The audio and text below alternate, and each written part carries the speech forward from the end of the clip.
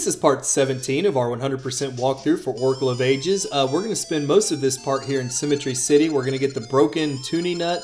We're also going to learn the Tune of Currents, which lets us move from the past to the present. And we're going to also get a heart piece in this part. Yeah, I guess I wasn't ready for you after that one. Usually I like to say something after I kind of say what we're going to do, but I guess sometimes I'll leave that out some.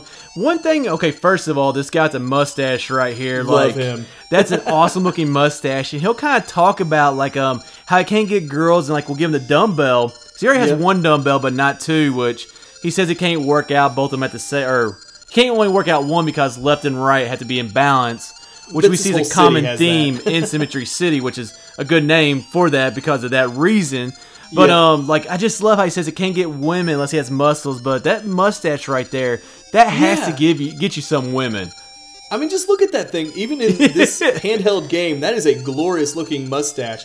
But it is pretty awesome. He will actually rip it off his face to give it to us to trade for the dumbbell that we have. And I don't know about you, but that has to hurt like a mother. Well, it's got to be fake because you can't just rip off a mustache like that. Now, I know it's also a game, so you know it's not always realistic. But like you would think it's a fake one if he can do that. But just, I thought that mustache was sweet. So I don't even think he needed the dumbbells at all. I don't think so either. But this whole Symmetry City, I actually really love this area. Like you get different music, like the color changes in this area to make it feel like its own distinct place.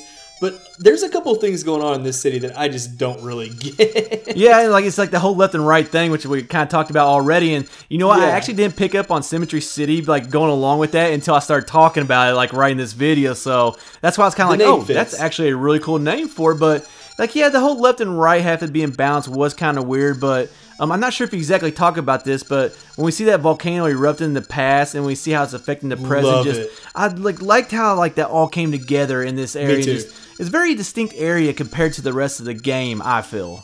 And I really wish there were more things in this game where what we see happen in the past really affected the future. Like Symmetry City, of course, is one of the big ones where it's like, yes, this volcano happened in the past, and that's why it's a ruin in the present. And of course, we're eventually gonna fix the Tuni Nut, and that stops the volcano from erupting, and that changes the way Symmetry City looks in the future. Like that concept, I wish they would have done a lot more in this game because I loved it in this area. Yeah, like you see it in little bits and pieces. Like I can't think of examples right off the top of my head. I know in Rolling Ridge we do some things where with the Gorons where that's true. If you do this, like it changes. I know we changed some maybe like waterways or water levels or something like that. No, I'm not talking about Jabu Jabu. But we do some things like that. But you said like we didn't really have a city like this, like where it really showed that. So I mean, I wish we got more in the game, but it was at least cool that we got to see it at least once. So, and I really love the effects that are going on in this city. Like you see, the whole screen was shaking because the volcano was erupting. The screen that had the volcano itself had like the fireballs raining down on the screen. Just it really added to the atmosphere that this is this hostile, dangerous area that's like it's got an active volcano in it. To me, it honestly reminds me a lot of a Bowser world, like in a Mario game. Like there's sometimes usually like they're kind of like have a red tint to them,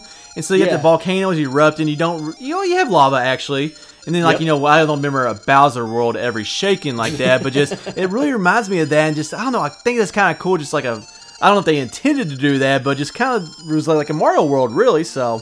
I'm sure that probably played a little bit into it. I mean, those fireballs that we saw on the volcano screen look straight up like they're out of a Mario game. That's very true. I didn't recognize that, but now that you say that, I do, like, kind of, it does make sense. Yeah.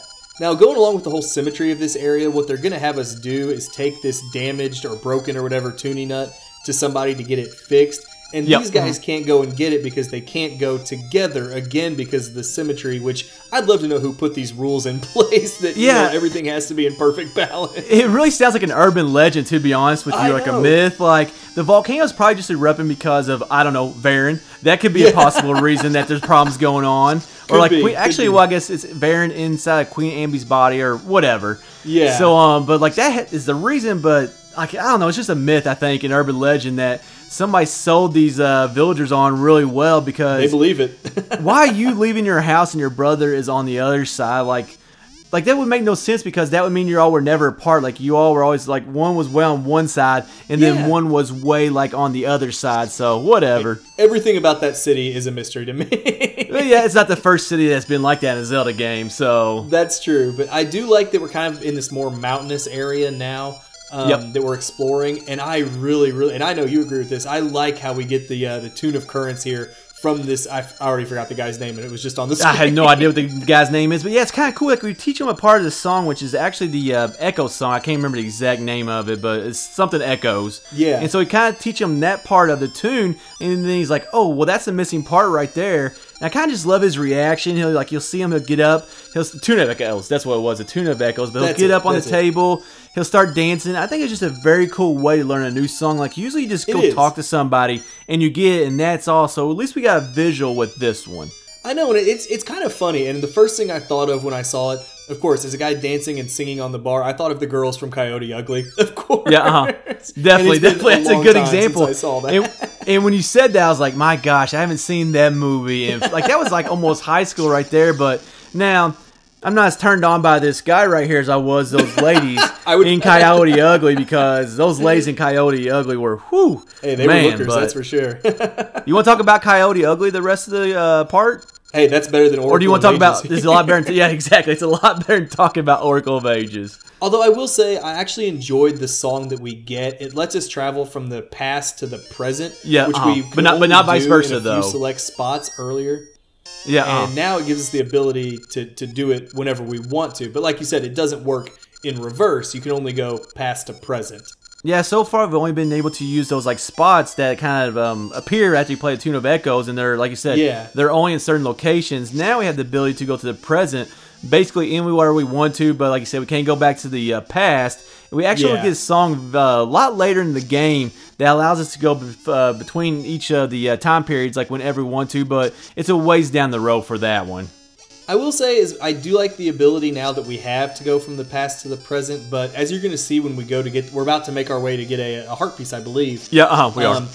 This is very much similar to Link to the Past, where there are ledges you can reach in either the light world or the dark world by warping in certain areas, and you're going to see us do that quite a bit in this game as well, between the past and the present.